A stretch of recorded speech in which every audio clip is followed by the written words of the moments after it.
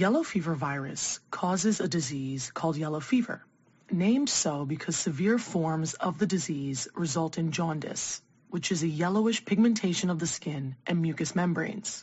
Yellow fever virus belongs to the Flaviridae family of viruses, which also includes dengue fever and Zika viruses. Interestingly, the Flaviridae family is actually named after the yellow fever virus, with flavus being Latin for yellow. The virus is endemic to regions of Africa and South America. Yellow fever virus is an enveloped virus with an icosahedral capsid, which is a spherical protein shell made up of 20 equilateral triangular faces. Inside the capsid, there's a single-stranded, positive-sense ribonucleic acid, or RNA. This means that their RNA is actually mRNA, which can directly be translated by the host cell ribosomes into new copies of the viral proteins, which get assembled into new viruses.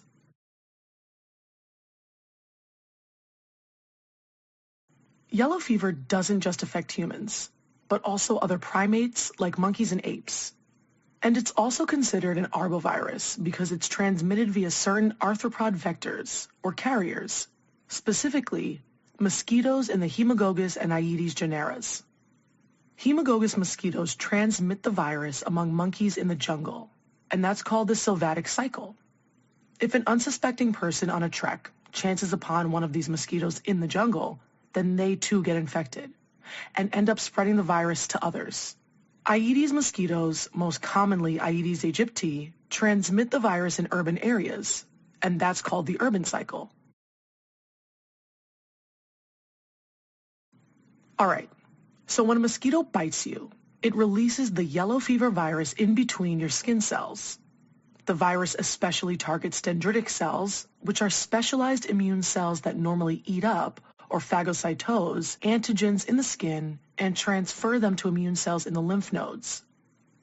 The virus then latches onto specific receptors on the dendritic cell membrane, which allows the virus to be endocytosed, or engulfed, into cells. During endocytosis, the icosahedral capsule breaks open, allowing the viral RNA to gain access to the host cell's cytoplasm. In the cytoplasm, the viral RNA hijacks the host cell ribosomes, which start making viral proteins that are later assembled into new viruses. The newly made viruses leave the cell intact by exocytosis, which is like reverse endocytosis. Now, from the skin, infected dendritic cells travel through lymphatic vessels to the lymph nodes, where the virus escapes into the bloodstream. From there, the infection spreads to various organs like the liver, kidneys, stomach, or the heart. The liver is usually the first target, so yellow fever is associated with hepatitis, or inflammation of the liver. The liver cells shrivel up and die, and they're seen as Councilman bodies on histology. If the virus spreads to the kidneys, it causes renal tubular damage, resulting in renal failure. In the stomach, the virus can erode the gastric mucosa, causing hemorrhage. If blood stays in the stomach for some time, the red blood cells are broken down by gastric acid, giving it a dark, coffee ground-like color. Finally, if the virus infects the heart, it can damage myocardial fibers, which can result in arrhythmias and myocardial infarction. Most yellow fever virus infections are asymptomatic, but when there are symptoms, they usually show up after an incubation period of about 3 to 5 days. Initial symptoms are caused by the virus spreading through the bloodstream and include fever with chills, fatigue, severe headache, back pain, nausea, and vomiting.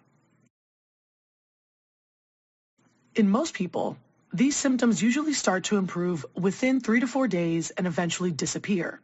Sometimes, symptoms improve for a brief period of a few hours to a day, called the remission period, before becoming worse.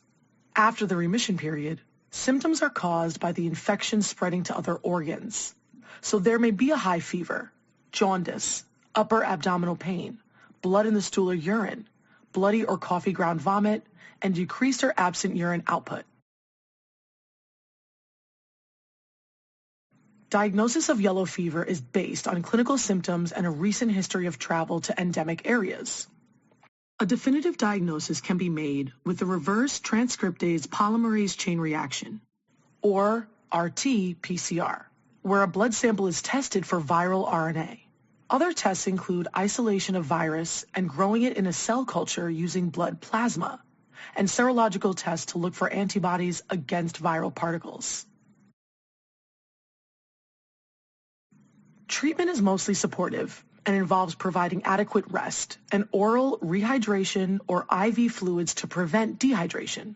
Medications like acetaminophen can be given to help reduce pain and fever.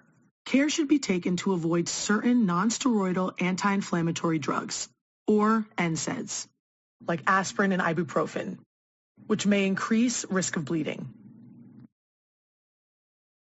Finally, yellow fever can be prevented with the help of a live attenuated yellow fever vaccine. It's recommended as a single subcutaneous shot for people 9 months or older who travel to endemic regions.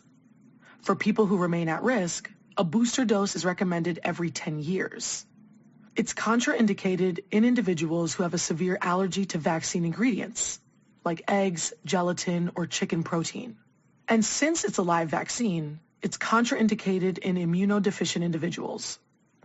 It can be used while pregnant if needed, with caution at the discretion of the healthcare provider.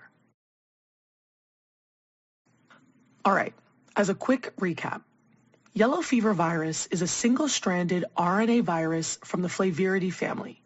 It is endemic to parts of Africa and South America and is most commonly transmitted by the Aedes aegypti mosquito. It causes asymptomatic infection in most people. Sometimes it can progress to involve the liver and kidneys, causing jaundice, upper abdominal pain, coffee ground vomit, and decreased or absent urine output. Yellow fever can be prevented with the help of a live attenuated yellow fever vaccine, and the treatment mostly involves supportive care.